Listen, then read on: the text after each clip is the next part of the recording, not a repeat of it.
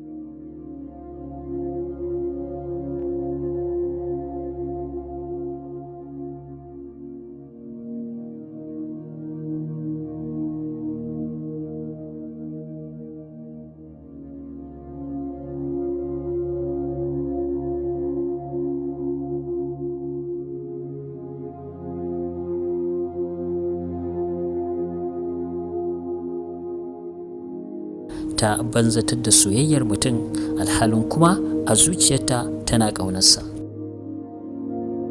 A yayin ci gaba da ɗaukan shirin Haula, shirin Haula shiri ne mai dogon zango wanda za a iya cewa ya zo da sabon salo, wato salo na daban a cikin tsarin shirin fina-finan Kannywood, domin kuwa shiri ne wanda ya kunshi soyayya, sadaukarwa, gami da miƙa wuya a ɓangaren da ya shafi soyayya.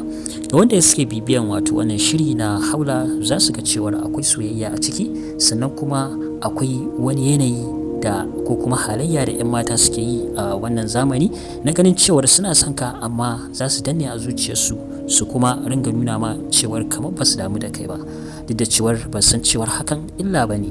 Idan ka kalli wannan fim din za ka ga cewar hakan ta faru, sannan kuma an ga sakamako da yake shirin faruwa akan ita wannan jaruma wadda take da irin wannan ɗabi'ar ta banzatar da soyayyar mutum alhalin kuma a zuciyarta tana ƙaunarsa.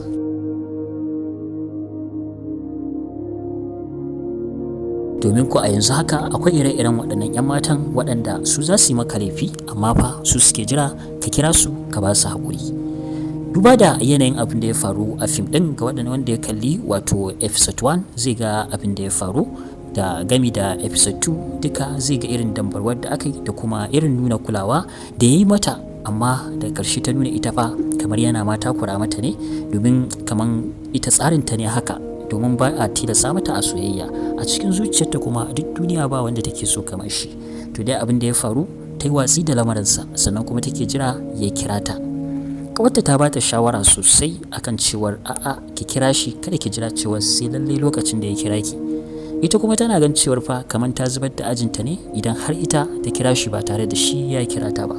Haka aka yi ta tafiya, ta jira bai kira ba, cikin dare bai kira ba, har washe gari sai ta kira kawar take gaya mata cewar fa har yanzu bai kira ba. Kawar ta sake ba ta shawarar cewar ki kira shi, ki ajiye duk wannan girman kan da kike takama da shi, ki kira shi, amma wannan bai sa ta kira shi ba. Take ta jiran cewar ko da zai kira ne.